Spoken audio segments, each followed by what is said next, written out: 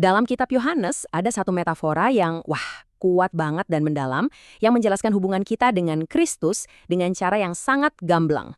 Nah, hari ini kita akan bedah tuntas perumpamaan tentang pokok anggur yang benar. Ini adalah sebuah gambaran yang kaya makna tentang kehidupan, pertumbuhan, dan tujuan kita sebagai orang percaya.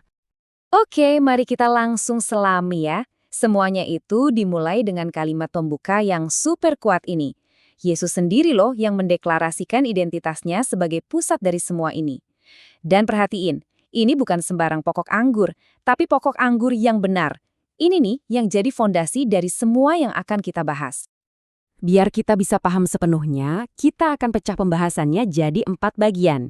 Kita mulai dari kenalan dulu sama si pokok anggur dan para pelakunya, terus kita lihat apa aja syaratnya buat berbuah, lalu kita intip konsekuensi dari 2 jalan yang ada, dan terakhir, kita bakal ngerti apa sih tujuan akhir dari semua ini. Jadi, ayo kita mulai dari bagian pertama, pokok anggur yang benar.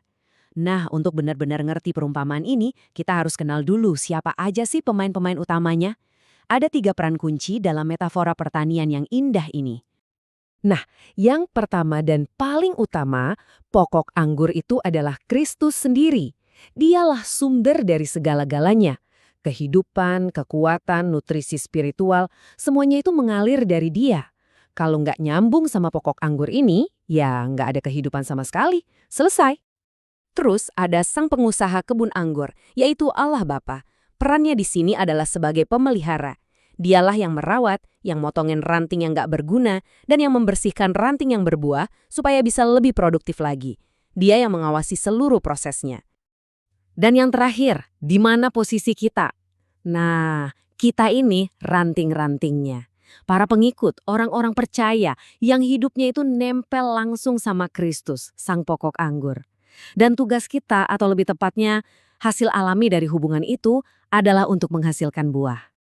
Setelah kita tahu siapa aja pemainnya, pertanyaan selanjutnya kan gimana caranya kita berbuah? Ternyata jadi ranting doang itu nggak cukup. Ada sebuah proses pembersihan dan pertumbuhan yang krusial banget biar kita bisa produktif. Nah, kita akan bahas itu sekarang. Di sini kita nemuin satu konsep kunci, dibersihkan. Proses ini mungkin kedengerannya nggak nyaman ya, kayak dipangkas gitu. Tapi coba deh lihat tujuannya, luar biasa. Supaya kita lebih banyak berbuah. Ini tuh tindakan kasih dari sang pengusaha buat memaksimalkan potensi kita. Terus gimana persisnya proses dibersihkan ini terjadi? Perumpamaan ini ngasih 3 langkah praktis yang semuanya berpusat pada firman Tuhan. Pertama, kita dibersihkan oleh firman. Ini dimulai dengan mendengarkan perkataan Kristus, dan yang paling penting, puncaknya adalah melakukannya dalam hidup kita sehari-hari. Jadi, poin krusialnya itu ini, tindakan. Iman yang sejati itulah berhenti di telinga. Ingat gak sama penduduk Niniwe yang langsung bertobat setelah cuma sekali dengar firman Tuhan? Nah, respons untuk melakukan itulah yang bikin Tuhan seneng. Dan ini membawa kita ke inti dari semuanya, tinggal di dalam aku. Istilah ini bukan berarti cuma percaya secara pasif ya. Ini adalah koneksi yang hidup, aktif, dan terus-menerus. Bayangin aja ranting yang nempel di pokoknya, dia kan nyedot kehidupan terus-menerus.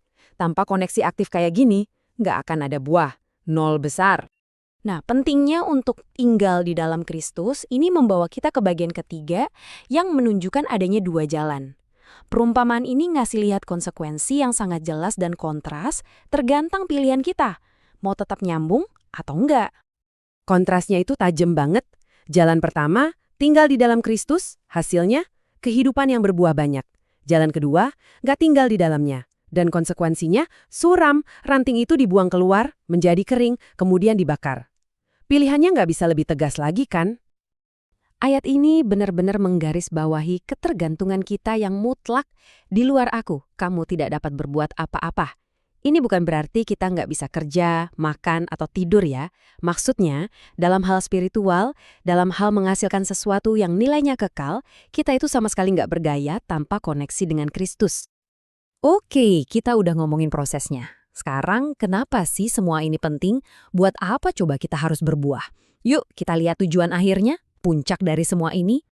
Menghasilkan buah itu bukan buat kebanggaan diri sendiri loh. Tujuannya jauh lebih besar. Pertama, untuk memuliakan Bapa, sang pengusaha kebun anggur. Kedua, ini adalah bukti kalau kita itu beneran murid Kristus. Ketiga, proses ini akan mengubah karakter kita jadi makin mirip Kristus. Dan yang terakhir, kita bisa membawa orang lain kepada Kristus melalui hidup kita. Pentingnya ketaatan kita ini digambarin dengan kuat lewat kisah Yunus. Gara-gara ketidaktaatannya, seluruh awak kapal hampir celaka.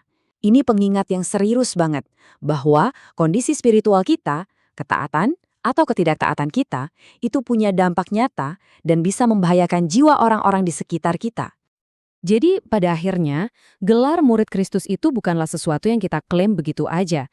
Itu adalah hasil, itu adalah buah dari sebuah proses, yaitu proses tinggal di dalam Kristus, mau dibersihkan oleh firman-Nya, dan akhirnya menghasilkan buah bagi kemuliaannya. Seluruh analisis kita ini membawa kita pada satu pertanyaan penutup yang sangat pribadi dan menantang. Pertanyaan ini diambil langsung dari inti perumpamaan ini. Dan ini bukan untuk dijawab ke orang lain, tapi untuk kita renungkan dalam hati kita masing-masing. Apakah kamu sudah tinggal di dalam Kristus dan berbuah banyak?